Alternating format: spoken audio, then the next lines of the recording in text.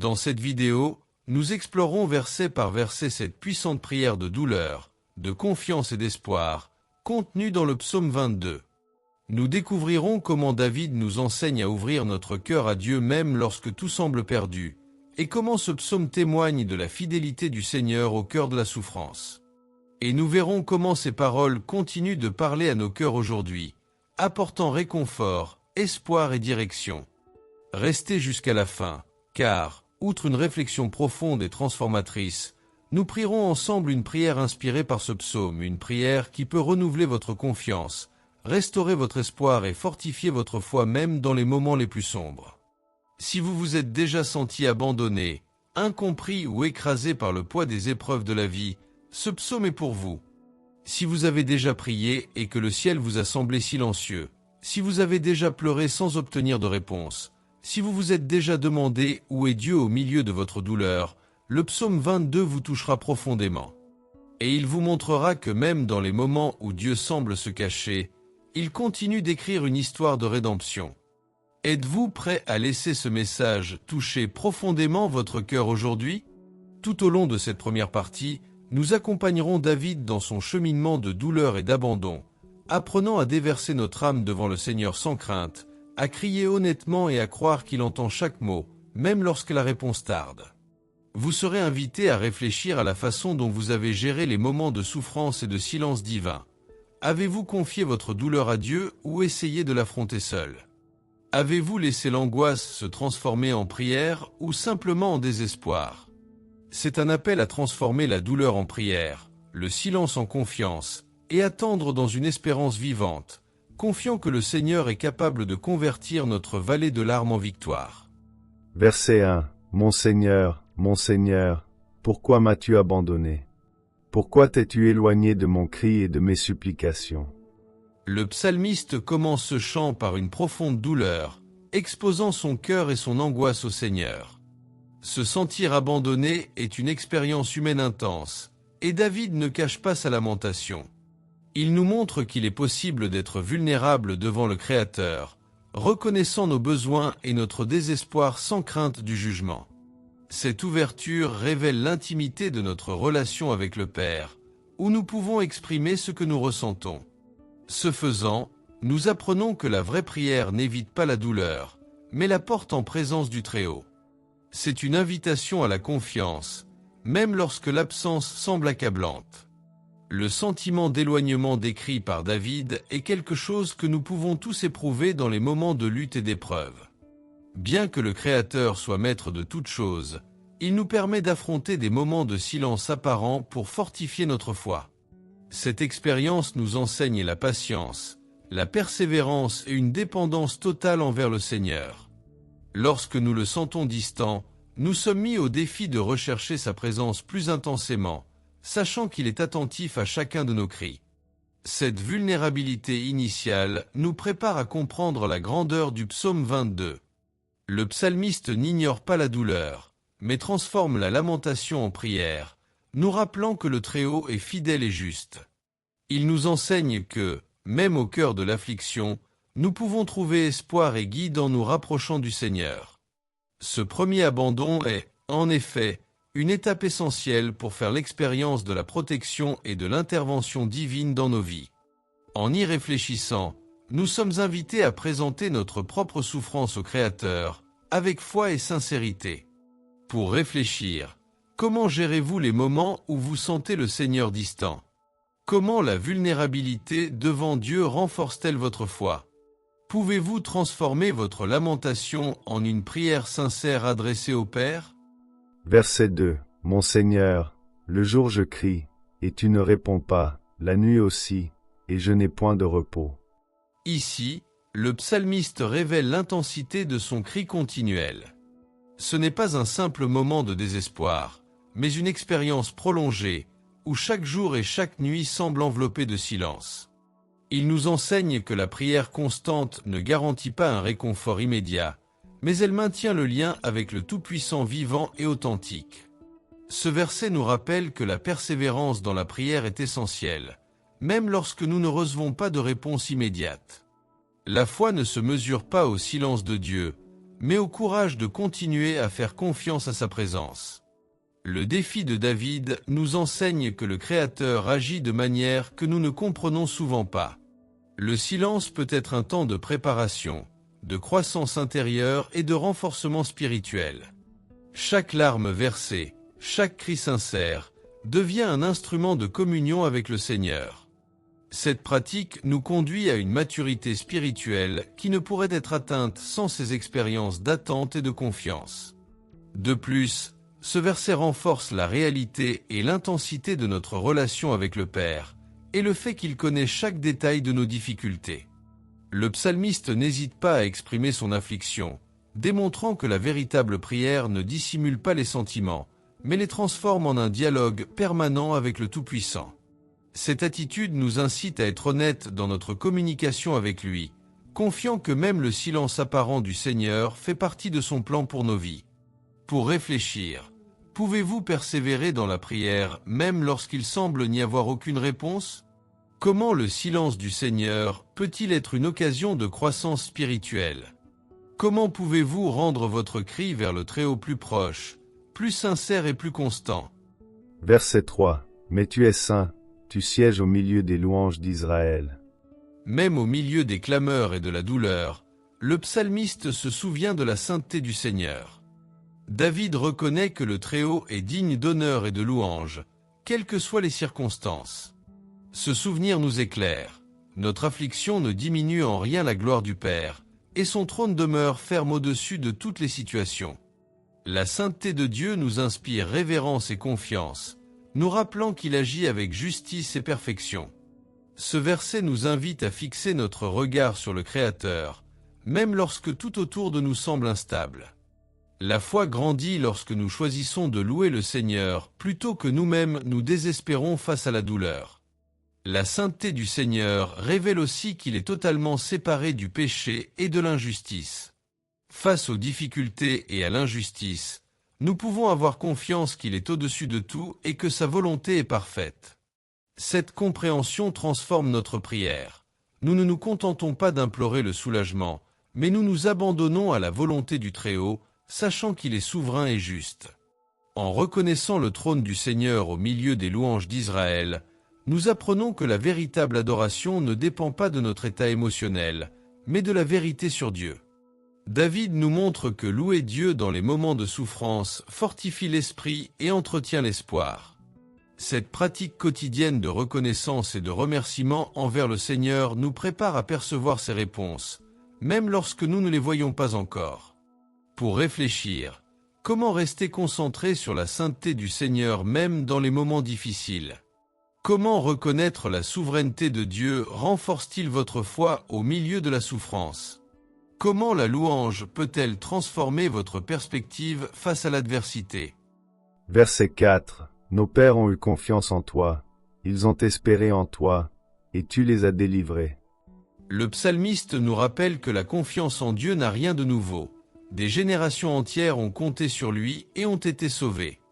David nous enseigne à nous tourner vers l'histoire de la foi, vers les témoignages de ceux qui ont mis leur confiance dans le Très-Haut et ont trouvé la délivrance. Cet héritage spirituel nous fortifie, montrant que la fidélité de Dieu est constante, que sa protection ne change ni avec le temps ni avec les circonstances. Lui faire confiance est un choix de foi qui traverse les générations, et en suivant ce chemin, nous participons à un héritage de confiance et de victoire. En méditant sur la délivrance accordée à nos ancêtres, nous réalisons que le Seigneur est fidèle à ses promesses. Tout comme il les a sauvés, il peut aussi intervenir dans nos vies, même lorsque tout semble perdu. Cette certitude transforme notre prière. Nous ne nous contentons pas d'implorer une aide momentanée, mais nous remettons notre vie entre ses mains. Qui ne faillit jamais, sachant qu'il est capable de nous libérer de toute adversité. Ce verset nous rappelle que faire confiance au Seigneur est une pratique quotidienne.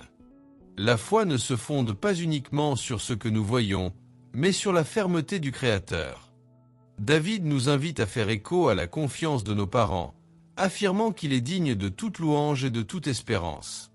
En intériorisant cette confiance, la peur et l'anxiété s'estompent, et notre cœur se fortifie pour affronter les défis avec courage.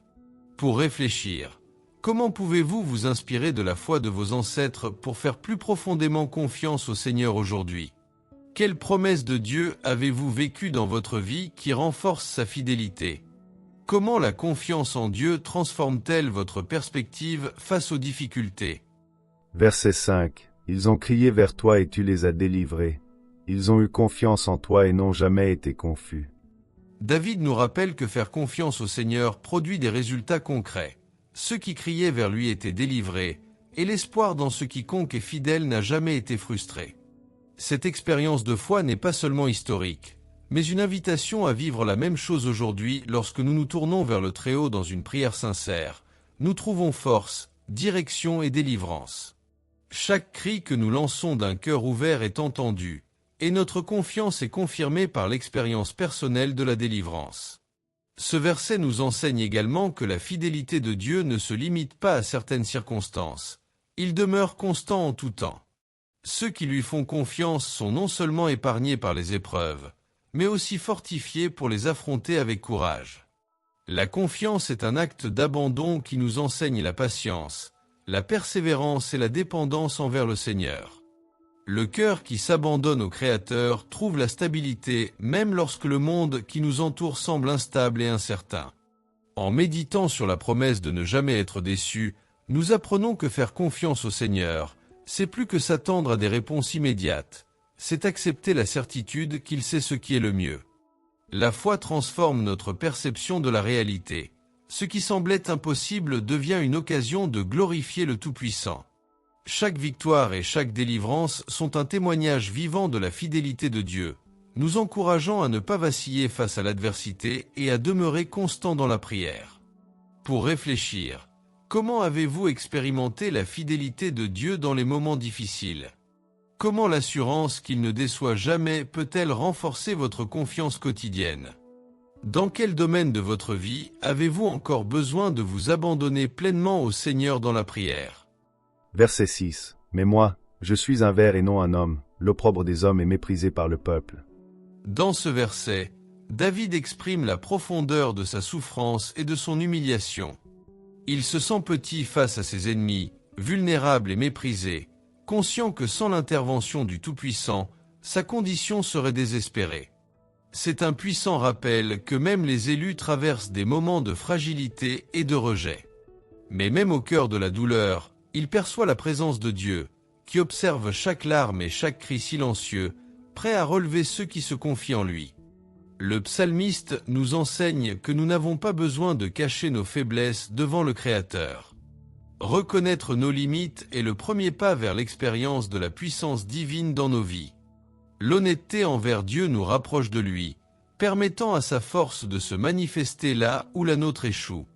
La vulnérabilité n'est pas une faiblesse devant le Seigneur, mais plutôt une invitation à se laisser soutenir par sa grâce et sa protection.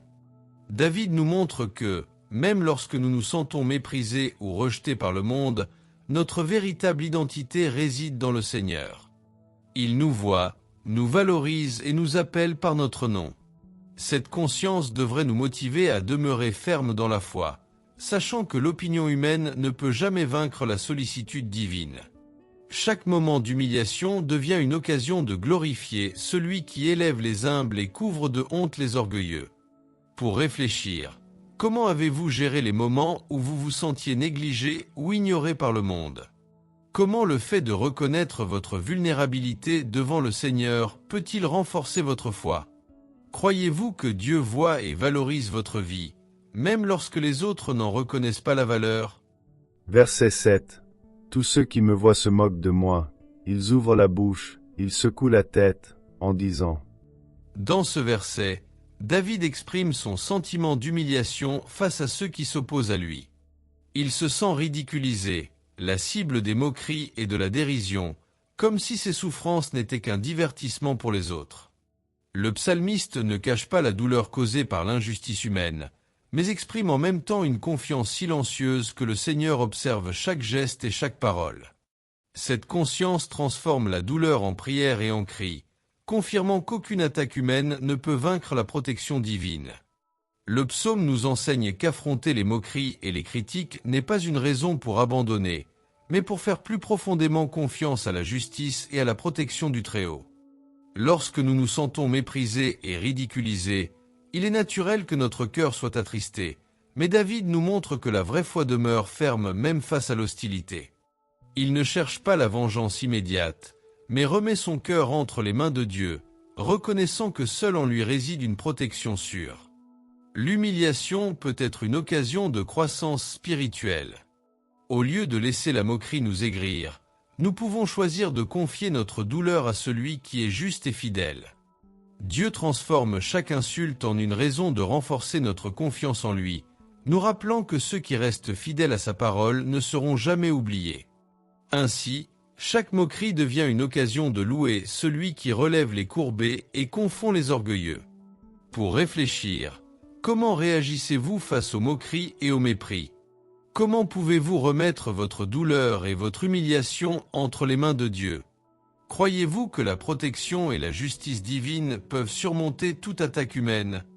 Verset 8. Ils se sont confiés en Dieu, qu'il les délivre, qu'il les sauve, car il prend plaisir en eux.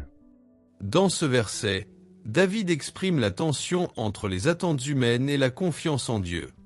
Il observe ceux qui comptent sur leur propre force ou sur l'injustice des autres, mais insiste sur le fait que la véritable libération vient du Seigneur. La confiance en Dieu n'est pas passive, c'est un acte d'abandon conscient, sachant que celui qui aime et protège les justes ne faillit jamais. Ce cri montre que, même entouré de menaces, le cœur du psalmiste reste inébranlable, reconnaissant que la providence divine est supérieure à toute puissance terrestre. Le psaume nous enseigne que la foi exige du courage. Faire confiance à Dieu face à l'adversité, c'est reconnaître que les humains peuvent chercher à nuire, mais que seul celui qui soutient l'univers peut décider de son sort final. David nous montre que s'appuyer sur le Seigneur est une sécurité, même lorsque tout autour de nous semble désespéré. En choisissant de placer notre espérance en lui, nous pouvons affronter les situations difficiles sans désespoir, sachant qu'il agit selon sa justice et son amour. Faire confiance à Dieu transforme notre vision de la vie. En lui abandonnant nos soucis et nos angoisses, nous apprenons à attendre patiemment son heure et son action. Ce verset nous invite à réfléchir à notre propre foi. Nous appuyons-nous sur nos propres forces ou laissons-nous Dieu être notre refuge et notre libérateur?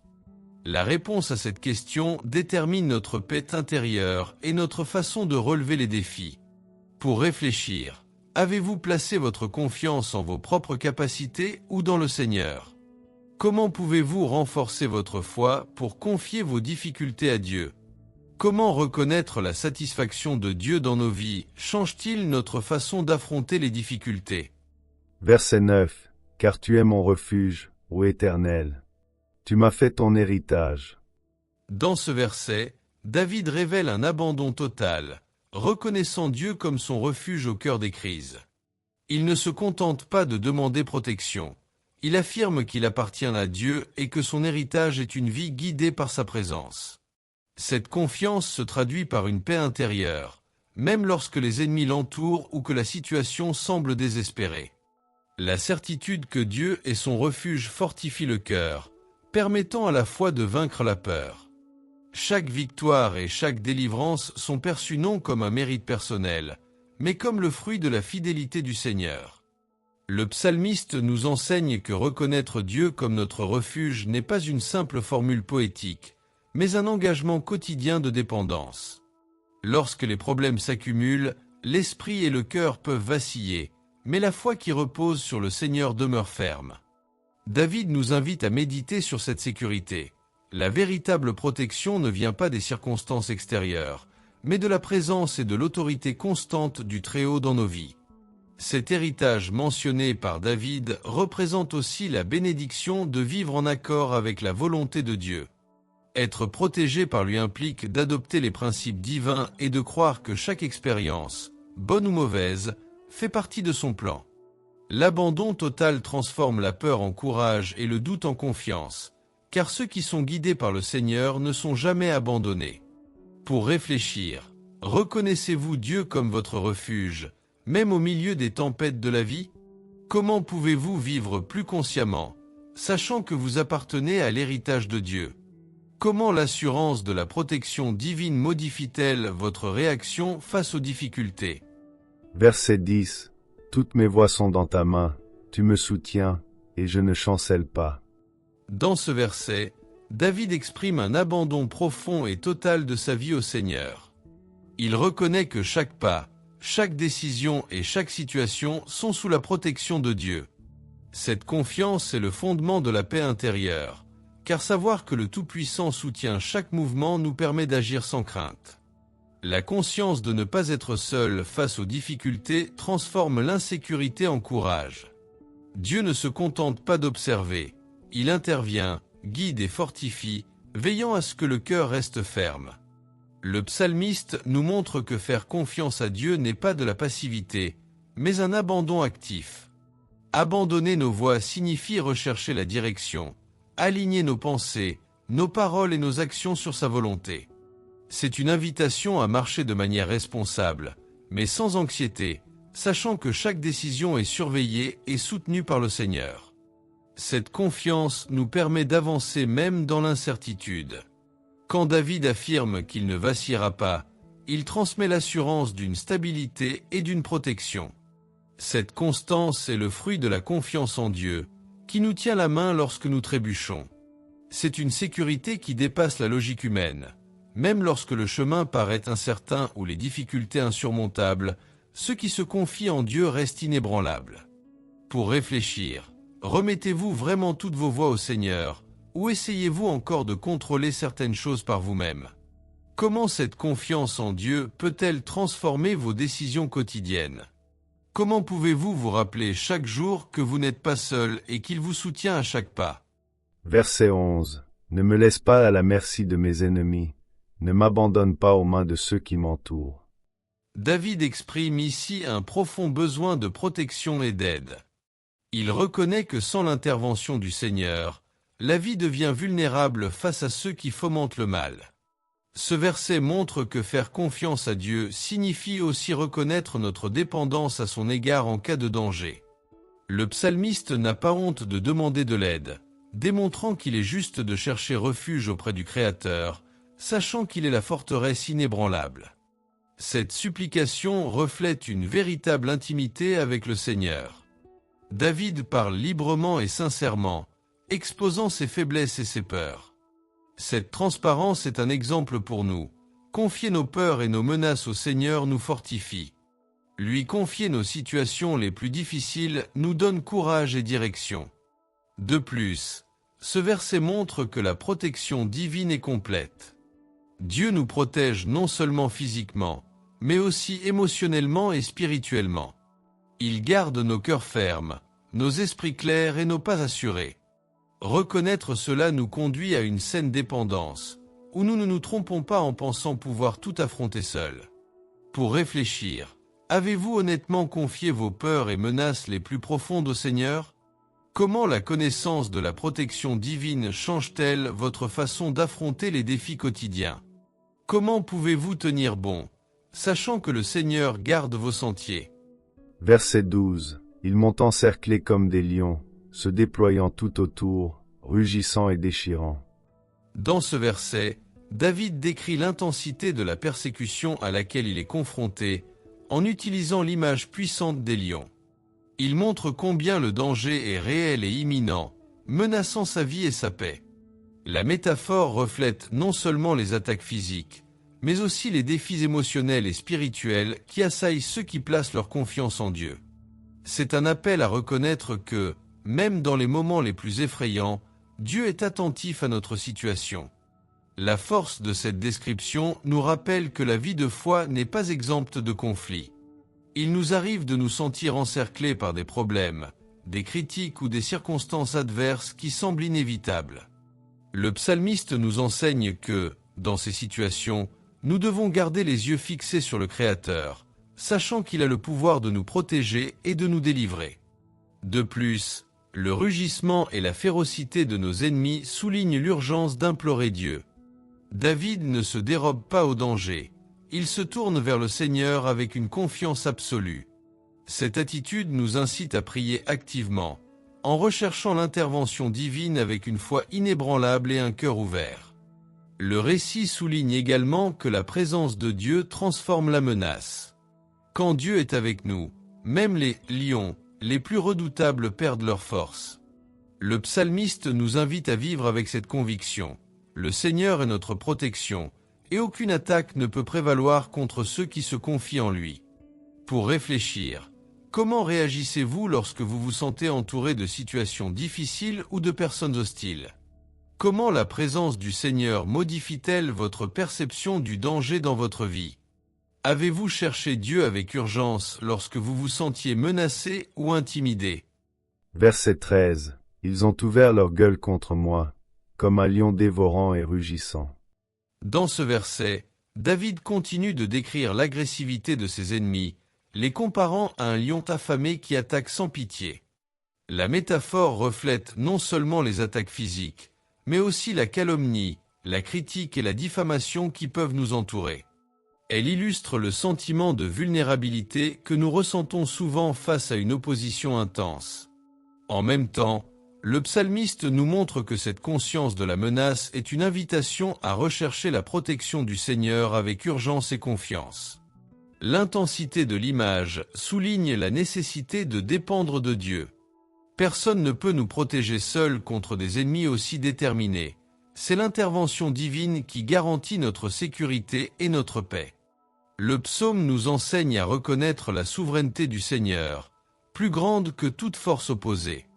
De plus, la puissance de la métaphore met en lumière la réalité de la souffrance humaine et spirituelle. David ne minimise ni la douleur ni le danger. Il les affronte avec honnêteté, démontrant que nous pouvons présenter nos peurs et nos angoisses au Créateur. Cette attitude nous incite à la transparence dans nos prières et à une confiance totale en sa providence.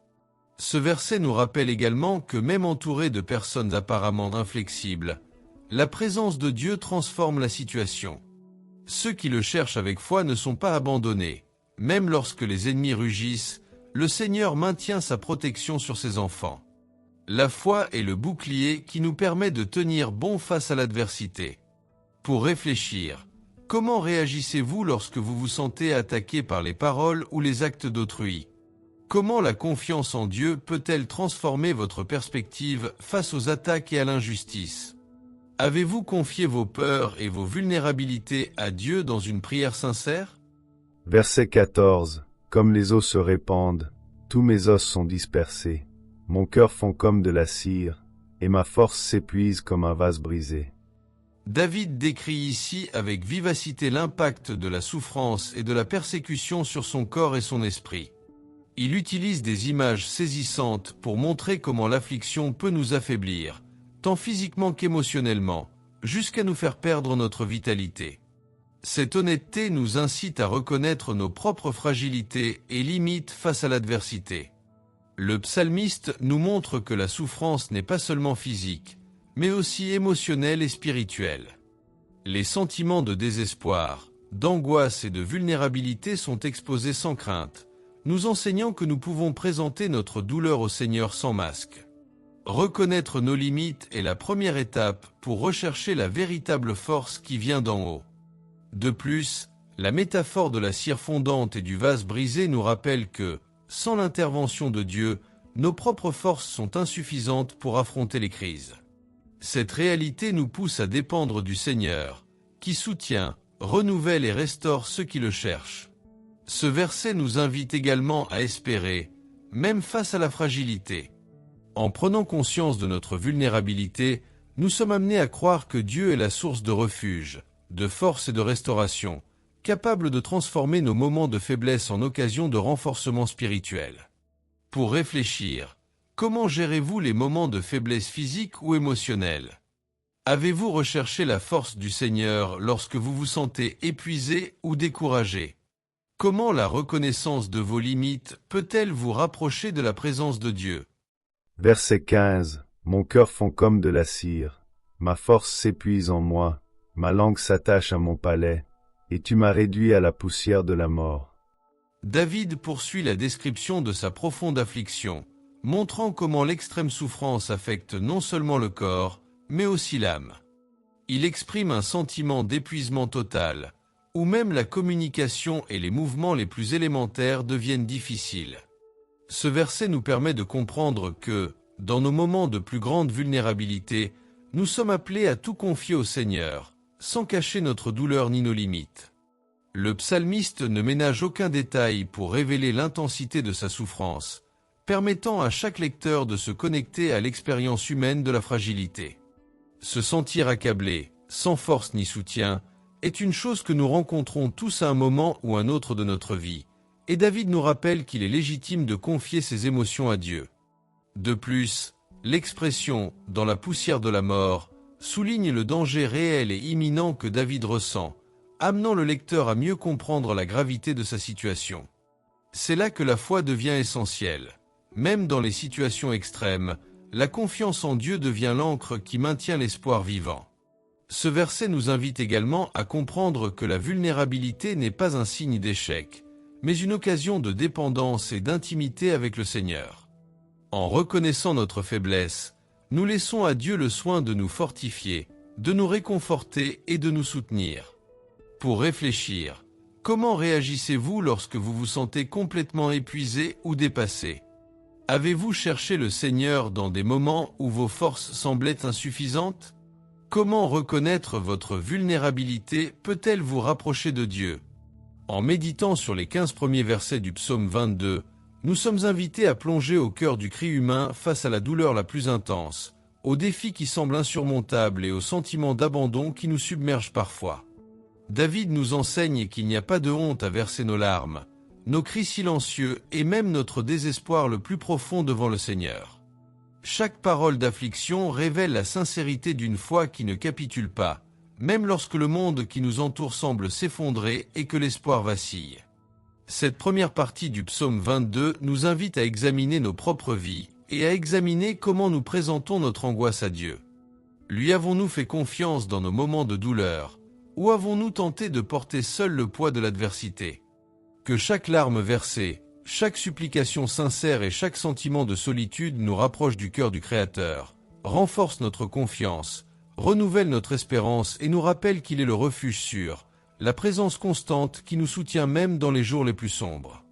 Maintenant que nous comprenons le sens de chaque verset et le message que Dieu veut nous transmettre, je vous invite à prier le psaume 22 pendant 6 jours supplémentaires.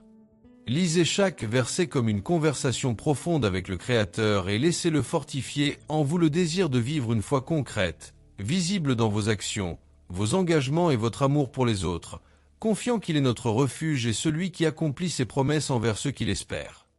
Et pour sceller ce message dans nos cœurs, nous vous invitons maintenant à prier et à garder avec vous cette prière spéciale inspirée du psaume 22.